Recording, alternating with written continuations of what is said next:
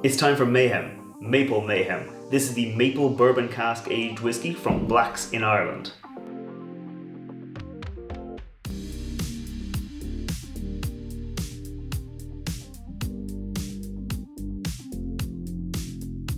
Welcome back to the channel. I'm Matt, I'm the whiskey nerd, and like I said, this is the Maple Mayhem whiskey from Blacks here in Ireland. So let me get it into the glass and I'll tell you a little bit more about it. Now, Blacks are an interesting enough Irish whiskey producer. They are a brewery and a distillery, and they are making some of their own whiskey now, and they have plans to increase production and really come out with some really kind of fun, different casks, as evidenced by this Maple Mayhem whiskey. So this is a blended Irish whiskey of malt and grain whiskies, and it was aged in a maple bourbon cask. So this was a cask that had maple syrup in it, so it should really give loads of extra sweet, fruity, rich notes. Now this is the second time they have released a maple kind of finished whiskey. The first one was an 8-year-old single malt. I got to try a sip of that at Whiskey Live Dublin. It was a very, very nice bottle. So this here is a blend, so it's going to be slightly different, but it is still going to be hopefully a very enjoyable whiskey.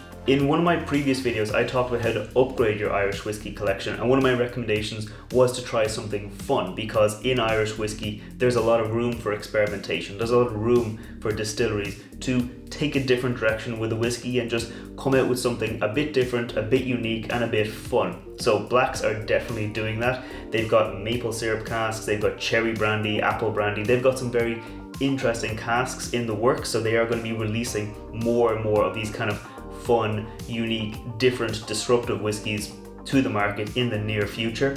This here comes in at 43% ABV or 86 proof, so it's not down at the floor, it's not at 40%, but it's also not going to be so strong, so high it'll burn the mouth off you.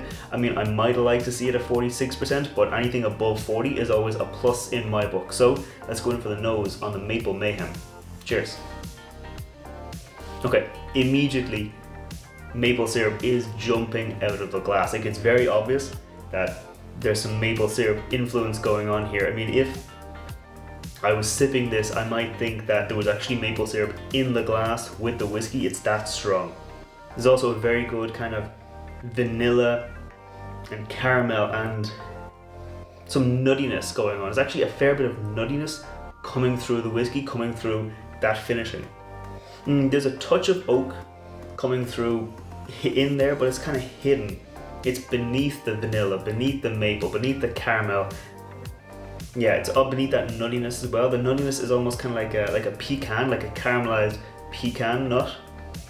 There's a touch of oak, but it's very much hidden. And I mean, I'm not surprised. This is a maple syrup finished whiskey, so you'd expect them to really lean in to that maple syrup. You want that to be kind of a strong or dominant note. You wouldn't want it to be just kind of a hint on the back end. You want it to be up front. So I think I'm going to go in for the palate.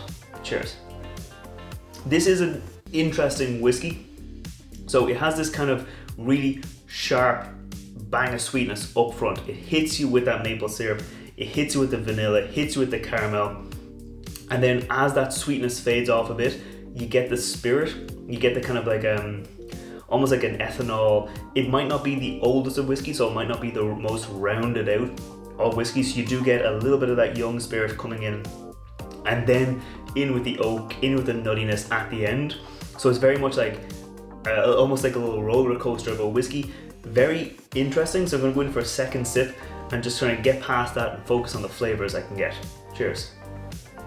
Second sip around, I let it sit, I let it kind of linger in there. I definitely still got that sharp hit of sweetness, dip down into the alcohol, and then back up with that maple influence. But it was less strong the second sip round. I was able to more appreciate the maple, the oak, the nuttiness definitely comes through in the finish on this whiskey, so I'll get to that in a minute. But just up front, you're hit with that maple syrup. It's as if you've just taken a bit of maple syrup and you've just put it in your mouth. It's very, very rich, very, very strong.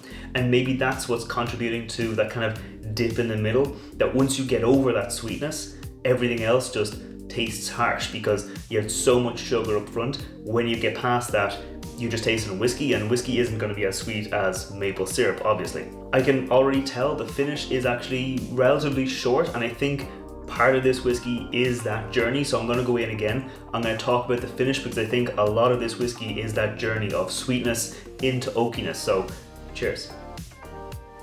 Yeah, definitely this is a journey from sweetness up front on the nose, kind of gentle, kind of vanilla, caramel.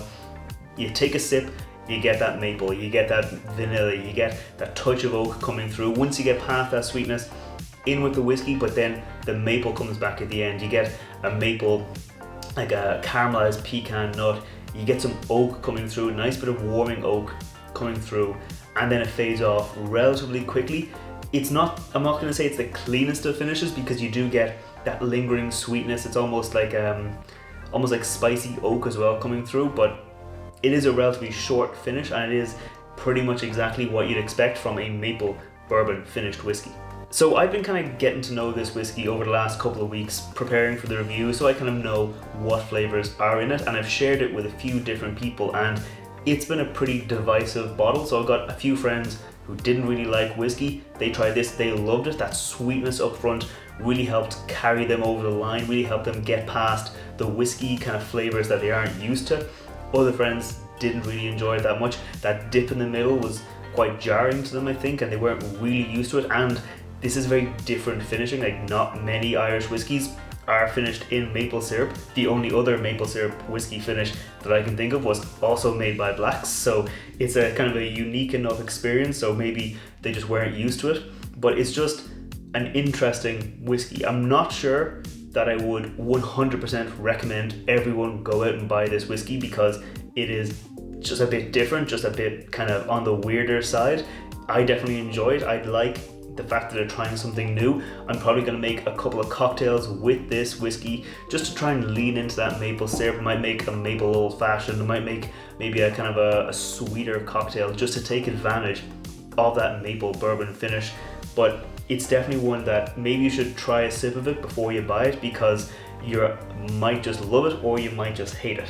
Me though, I'm going to keep on enjoying this glass. I put out whiskey reviews on Wednesdays, cocktail recipes on Fridays, so if you want to see more, make sure you hit that thumbs up button, hit that subscribe button, and I'll see you next time. Sláinte.